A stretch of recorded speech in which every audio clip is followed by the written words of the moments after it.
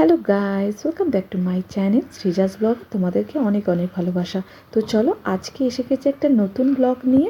তো সকাল সকাল দেখতেই পাচ্ছ রান্না বান্না শুরু করে দিয়েছি। তো রান্না করতে করতে চলো তোমাদের সঙ্গে আমি আমার জীবনে সবচেয়ে সুন্দর মুহূর্তের কথা শেয়ার করব।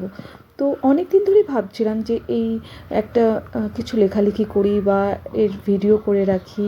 তো ভাবলাম চলো এর মাধ্যমে কিন্তু এইগুলো স্মৃতি হয়ে থেকে যাবে। তো যখন আমি আমি যখন মা হলাম, সেই মাতৃত্বের গল্পই তোমাদের সঙ্গে আজকে শেয়ার করব। কিভাবে একা হাতে নিজের মেয়েকে মানুষ করলাম, তারপরে ছেলে হলো, ছেলেকে মানুষ করলাম, সেটারই গল্প তোমাদের সঙ্গে করব। সত্যি কথা বলতে সবার সঙ্গে থেকে সবার হাতে হাতে বাচ্চা মানুষ হয়ে যাওয়া আর নিজে একা কোনো অনেক দূরে থেকে বাচ্চা মানুষ করার মধ্যে অনেক একটা পার্থক্য থাকে। তো চলো, যখন মেয়ে হলো, মেয়েকে যখন প্রথম হাতে পেলাম, সত্যি করে খুব খুব খুব মজা হলো। তো চলো, ওর দায়িত্ব এসে গেছে, খুব সুন্দর করে ওকে মানুষ করব, কোনো রকম যাতে ওর কিছু অসুবিধা না হয় সেটারই চেষ্টা করেছি সর্বদা। কিন্তু ছোট বাচ্চা যাকে আমি প্রথম হাতে নিলাম, সত্যি কথা বলতে বাচ্চা মানুষ করার এক্সপিরিয়েন্স তো আমাদের প্রথম মায়েদের থাকে না, বড়রাই কিছুটা মানুষ করে দেয় যখন ছোট যার প্রথম বাচ্চা হয়।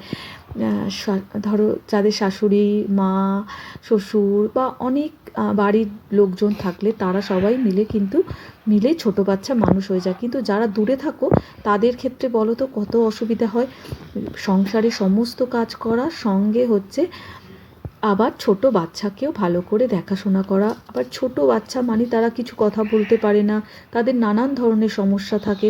কেউ কার ব্যথা হচ্ছে, কোথায় কষ্ট হচ্ছে সে মুখ ফুটে বলতে পারে না, শুধু কাঁদে। সেই সমস্ত দৃশ্যগুলো সত্যি করে খুবই কষ্টকর চলে মায়েদের ক্ষেত্রে, কিন্তু বুঝতে পেরে উঠতে পারি না আমরা যে কী হচ্ছে ওদের। তখন সত্যি করে যখন পুপু এরকম কাঁদতো, তখন না আমার দু চোখ দিয়ে জল বেরোতো, আমি কি করব বুঝতে পারতাম না। তারপরে আস্তে আস্তে ওকে আমি বুঝতে শিখলাম। ও ওর নিজের অঙ্গি ভঙ্গি দিয়ে আমাদেরকে বোঝানোর চেষ্টা করলো। প্রথম 3 মাস তো মা আমার কাছে ছিল। তো মা অনেকটাই আমাকে শিখিয়ে দিয়েছিল কীভাবে দুধ খাওয়াতে হয় বাচ্চাকে, বোতলে করে, ঝিনুকে করে, তারপরে কীভাবে বাচ্চা ধরতে হয়, কীভাবে তেল মালিশ করতে হয়, সমস্ত কাজ ধীরে ধীরে কিন্তু একটু একটু করে শিখিয়ে দিয়েছিল মা। তারপরে আমি সুয়ান্ত দুজনে মিলে কিন্তু পুপুকে খুব সুন্দর করে যত্ন করার চেষ্টা করেছি।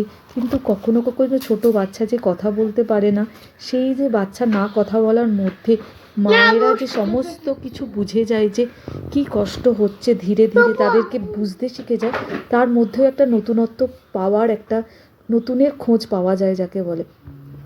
তারপর তো পুপু আস্তে আস্তে মানে কি বলবো, হামাগুড়ি দিতে শিখলো, আস্তে আস্তে উঠতে শিখলো, তারপরে দাঁড়াতে শিখলো, তারপরে আস্তে আস্তে হাঁটতে শিখলো। এইগুলো সমস্ত কিছু আমাদের চোখের সামনে আমি, সুয়ান্ত আর পুপু এই 3জন মিলেই ছিলাম। তো প্রতিটা মুহূর্ত আমি ফিল করেছি, প্রতিটা মুহূর্ত আমাকে মানে শিখিয়েছে নানান নতুন নতুন জিনিস, যে কিভাবে বাচ্চাদেরকে কোথায় কষ্ট হচ্ছে, কিভাবে ও কী চাইছে, ওর মনের কথা বোঝার চেষ্টা করেছি। তো এভাবে পুপুকে আস্তে আস্তে বড় করলাম। তারপরে তো জানোই মা মানে অজস্র দায়িত্ব। তারপরে ওকে আস্তে আস্তে আমি হাত ধরে হাঁটাতে শিখলাম, খাওয়াতে শিখলাম, সুসু পটি কীভাবে করতে হয়, পেলে বলতে হয় মাম্মা সুসু পেয়েছে, পটি পেয়েছে, সেইগুলোকেও শেখালাম। আস্তে আস্তে ও সেগুলোও শিখে গেল, ব্রাশ করতে শিখলো, কথা বলতে শিখলো, তারপরে কত কিছু শিখলো। এরপর আস্তে আস্তে ওকে পড়াতে বসলাম। দেখলাম ওর না ছোটো থেকেই খুব সুন্দর ন্যাক ছিল যে কি করবে না করবে।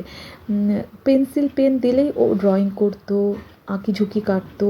তো আস্তে আস্তে না দেখলাম হ্যাঁ ও পেন্সিল ধরতে খুব ভালো শিখে গেছে। তারপরে আমি ওকে লেখা শেখালাম। তো দেখছি হ্যাঁ ও লিখতেও শিখে গেছে, তো সুন্দর করে ও লিখতে শিখে গেল। তারপরে কিছুদিন বাদে ওকে স্কুলে ভর্তি করলাম। ও আস্তে আস্তে বড় হতে থাকলো। ও কথা বলতো খুব সুন্দর, মিষ্টি মিষ্টি, বাচ্চাদের মুখে কথা তো খুবই ভালো লাগে, সুন্দর সুন্দর। তো চলো এইদিকে তোমাদের গল্প করতে করতে আমাদের এই দিকের ভিউটা দেখিয়ে দিলাম। দেখলে কি সুন্দর হয়েছে।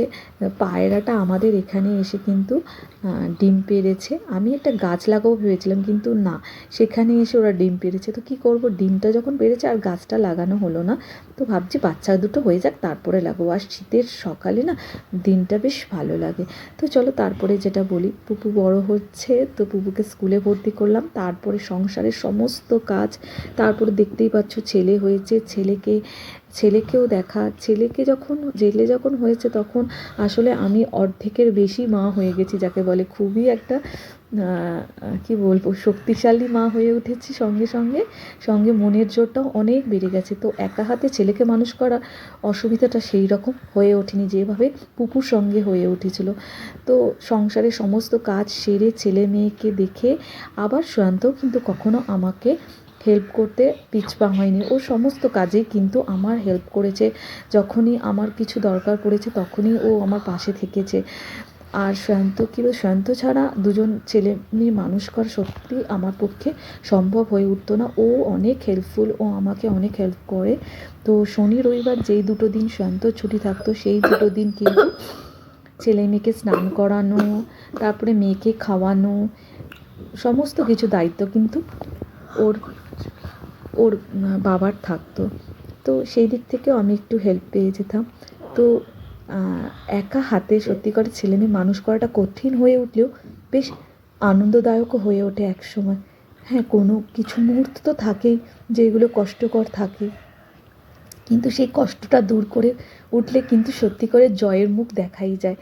তো এভাবেই আমার দুটো বাচ্চাকে ছোটো থেকে বড় করার দায়িত্ব মানুষ করছি। তারপরে দেখো এখন তো ইতু পুজো চলছে, জানোই তোমরা, কার্তিক মাসে ইতু পুজো হয়। তো ইতু ঠাকুরও পেতেছি। দেখো গাছও হয়েছে, কি সুন্দর গাছ হয়েছে। আর সুন্দরভাবে আসলে আমি একটা ছোট্ট একটা সরাতে বসিয়েছিলাম, এত সুন্দরভাবে গাছ হবে আমি ভাবতেও পারিনি। তো চলো তোমাদের সঙ্গে কিভাবে তোমরা ছোট বাচ্চা যারা একা মানুষ করছো তারাও একটু জানিও কিভাবে করছো আর তোমাদের কেমন লাগছে।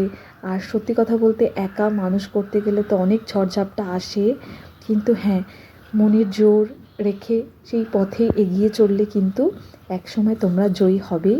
আমিও হয়েছি, আশা করি। আমি সবাইকে কামনা করি যারা একা মা, যারা একা বাচ্চা মানুষ করছো, তারা যেন অত্যন্ত ভালোভাবে মানুষ তো করবেই, সে তো জানাই আছে, কারণ একা মায়েদের দায়িত্ব অনেক বেশি থাকে, সে তো আমার থেকে বেশি আর কেউ জানে না। আর যারা একা বাচ্চা মানুষ করছো তারা তো সবাই এই ব্যাপারটা ফেস করছো, জানোই। তো দেখো এভাবেই আমাদের ছেলেপুলে মানুষ করা চলছে। এবার আস্তে আস্তে সবাই বড় হচ্ছে। তো সেই ছোট্টবেলার সেই দুঃখ কষ্টগুলো কিন্তু অনেকটাই দূর হলো। তো চলো।